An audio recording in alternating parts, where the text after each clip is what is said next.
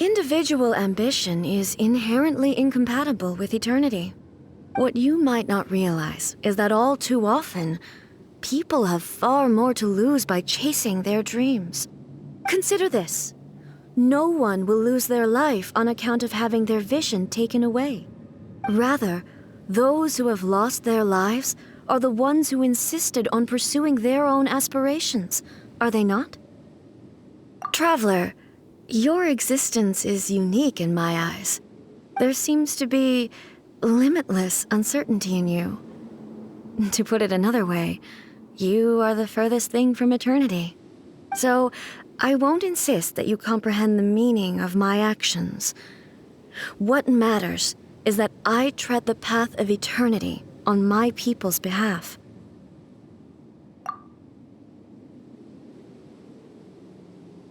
That's right. I'm surprised you understand it so well. Anyway, you're looking for a chance to shake my will, aren't you?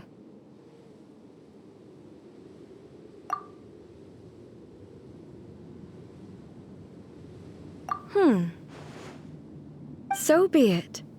Well then, you who would defy eternity, time for you to enlighten me.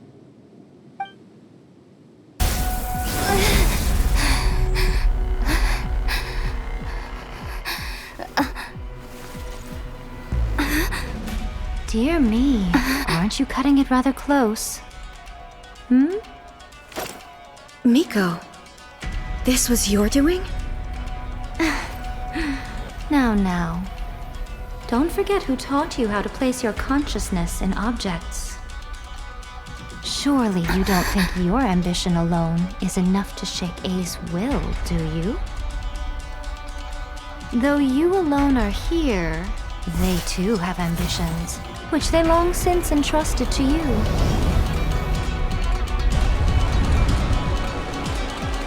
Now then, close your eyes. We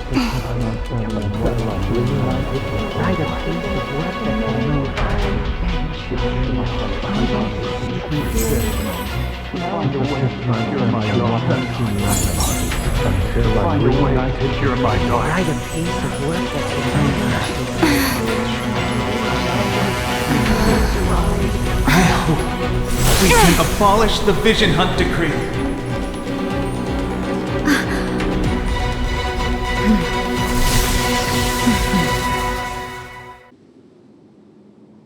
You've lost, eh?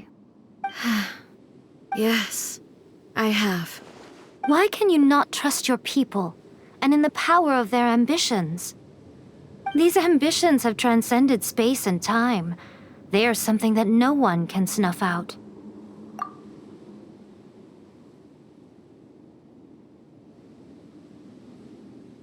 Is this the lesson you learned from your journey in Liyue? There are nations where humans cast their god aside and stride forward. So are we to just abandon the notion of progress for the sake of wishful thinking? You and I have both witnessed the great loss that progress can bring. Eternity. Eternity is the only way. When lightning flashes, it casts a shadow. My name means shadow. With my blade, I purged all obstacles to progress.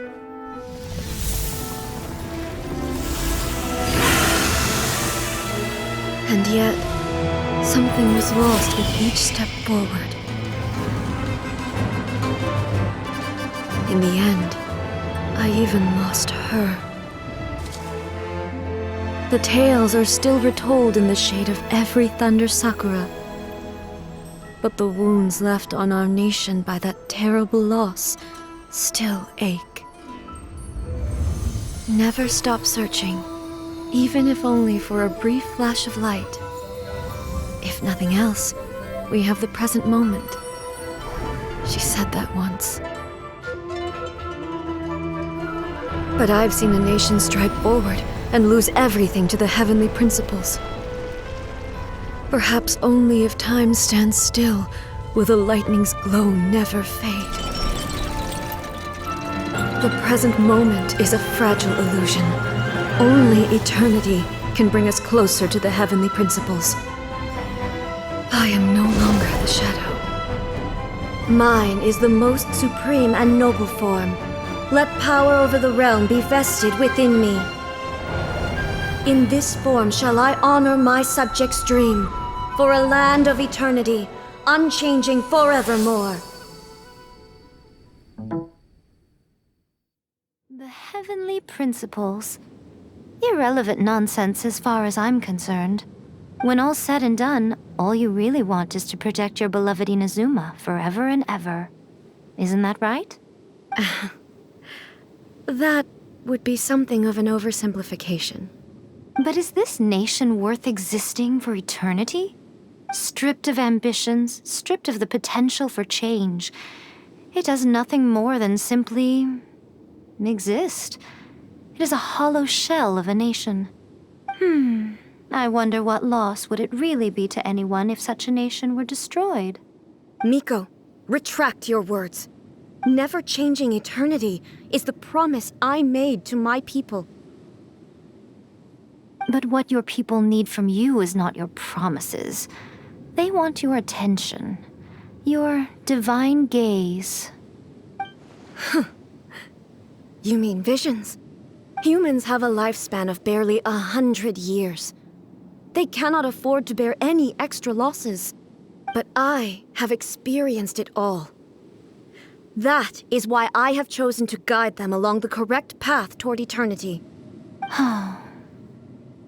But eternity is far too cruel a fate for you, eh? For me? Not only have you stopped paying attention to the world, but you have stopped paying attention to yourself. It must have been terribly lonely here, all alone, for centuries on end. But it is necessary. You will miss much by refusing progress. You seek to prevent loss, but have you considered all you are losing by remaining here in stasis for all eternity?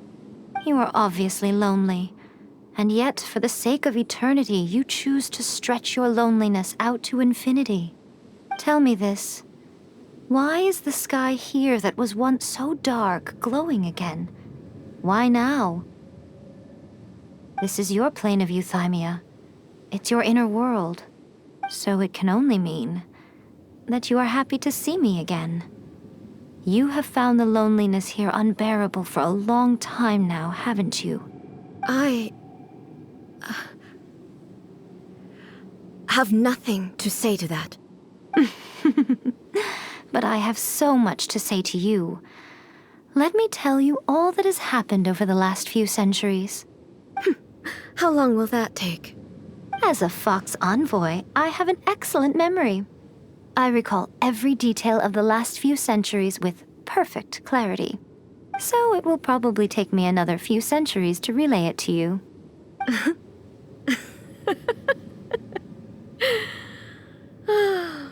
Miko, I never thought I would have the chance to meet with you like this again. Seeing you again is a change to eternity. And a very nice surprise. Since you are willing to admit that, I suppose that means we can still be friends? What a childish conversation this is. Anyway, now that I have been defeated by you and your plan, I will honor your wish to abolish the Vision Hunt decree. But, with regards to eternity and the question of whether this nation should move forward, I need time to give it some thought. You are the one who's been acting like a child from the very beginning.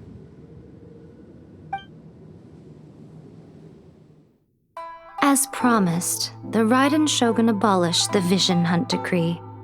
Finally, her people's wishes penetrated her locked heart. Beyond the plane of euthymia, she saw what eternity means in the eyes of the world. When one's fervent ambition burns brightly, the gods will cast their gaze upon you.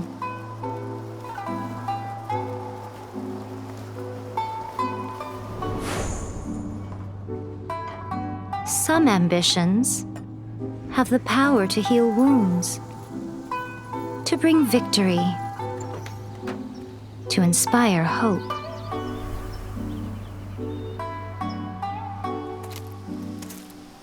But some ambitions outlive their masters long after the soul ascends.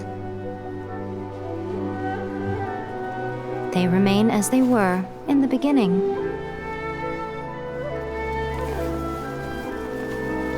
Burning bright and true for all eternity.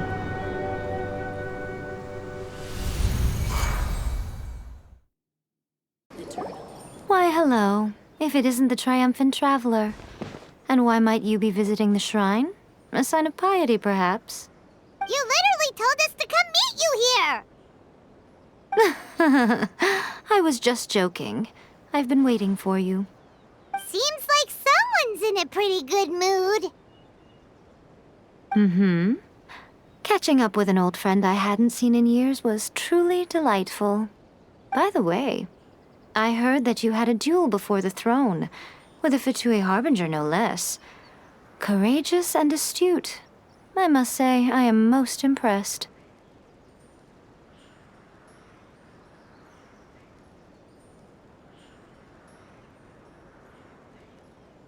Defeating Signora head-on in a duel means that your strength exceeds my expectations. Still, you did end up victorious. I gather congratulations are in order. Sure feels good to finally thwart the Fatui plan for once. They caused plenty of trouble along the way, but at the very least, they didn't get their hands on another Gnosis. Wait a second. Did you say Gnosis? As in, the little thing that looks something like a chess piece? Yep, that's the one. You've seen one too? Gnosis belong to the Seven. They're what keep them connected to Celestia. Oh. What's wrong? I handed that over. You did what now? Well, how else was I supposed to save your skin from the Balladeer exactly? The Balladeer is number 6 of the Fatui Harbingers. In terms of strength, he is superior to Signora. I'm not the kind of person who risks life and limb for any old reason. You did... for once, Paimon just does not know what to say. After A created her puppet vessel, she no longer had anywhere to put it. As her erstwhile closest friend, A handed it over to me, and I've kept it in the Grand Narukami Shrine ever since. She no longer needs the power of the Gnosis, and in any case, she tells me she has severed ties with Celestia. Thus the Gnosis became not only useless, but also a potential source of conflict. Is that not a good bargain, exchanging it for the one at the core of the plan? Judging by the results, at least, I dare say I struck a good deal. When you put it like that, Paimon has to agree. The Traveler is worth more than a Gnosis. Well, what's done is done, and Paimon heartily thinks we'll be getting it back now. Let's leave the past in the past. So anyway, you still haven't told us why you called us here today. It's to thank you. Really? You intend to travel all over Teyvat, and the time has come for the Inazuma leg of your trip to come to an end, has it not? As a mark of my gratitude, I will answer any questions you may have about the road ahead or the events of the past. What would you like to know about?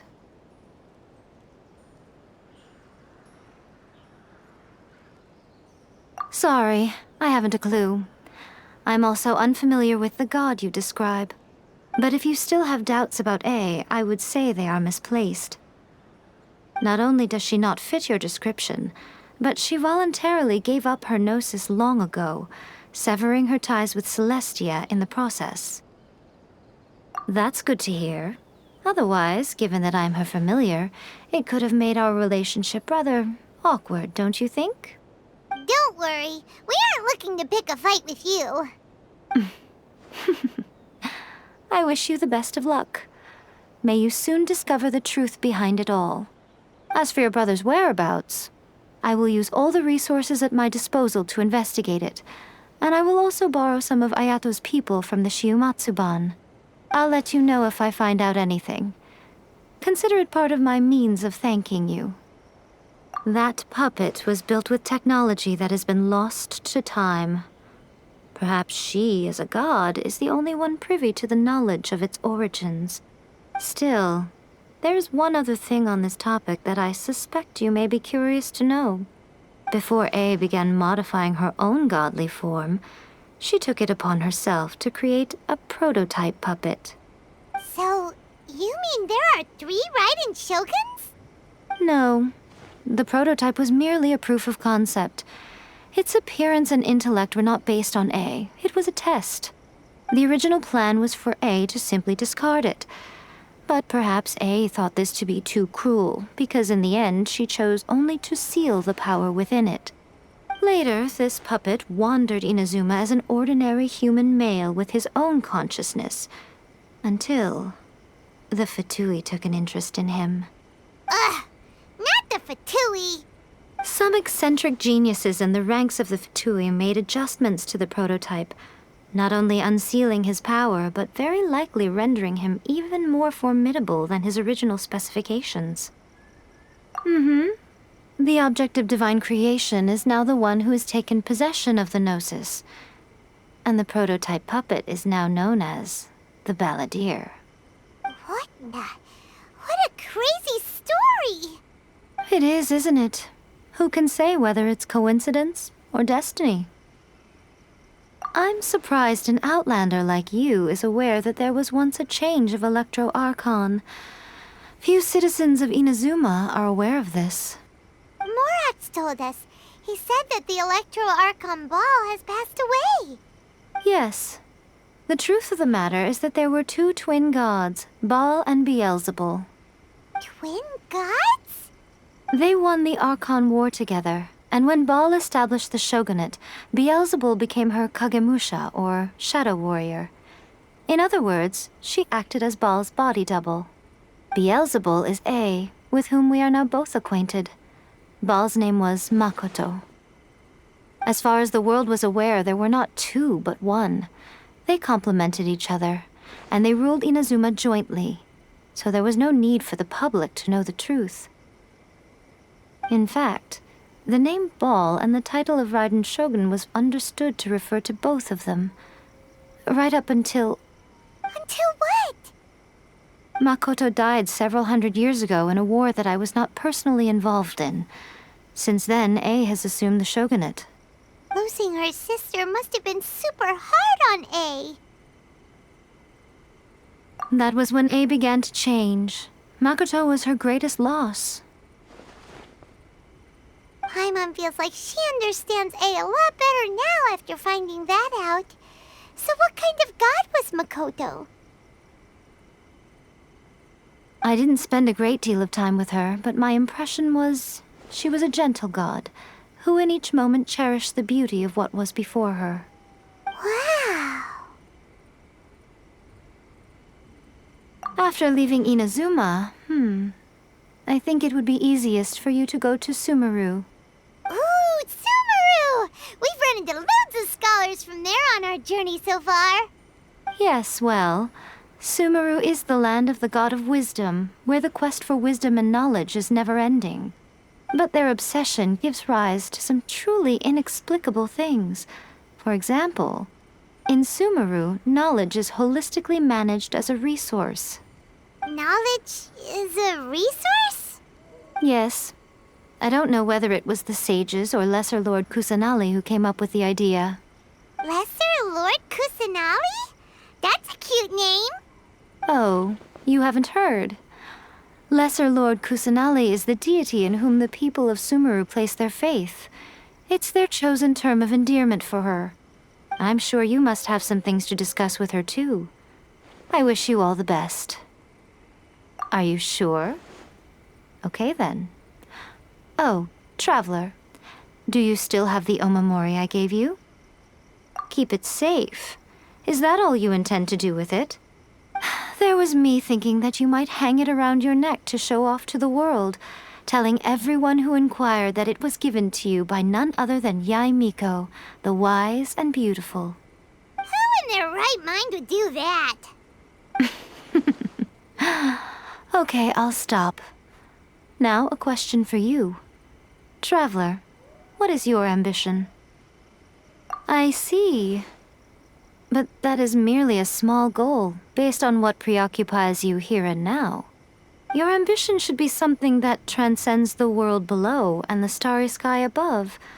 Something that shines in unison with fate itself. Perhaps the reason you do not possess a vision is that such an ambition has yet to be engendered within you. It's a possibility. Continue on your journey, and maybe that moment will come to pass.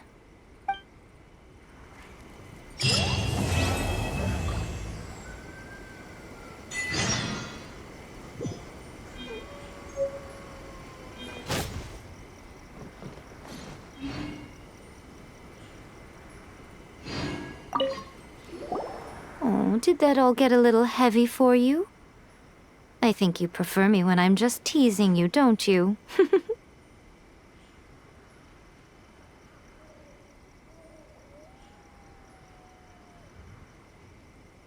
Are you sure? I'll keep it safe. There was me thinking that you... Who in their right mind? I see. Your ambition should be... Perhaps the reason... Continue on your journey.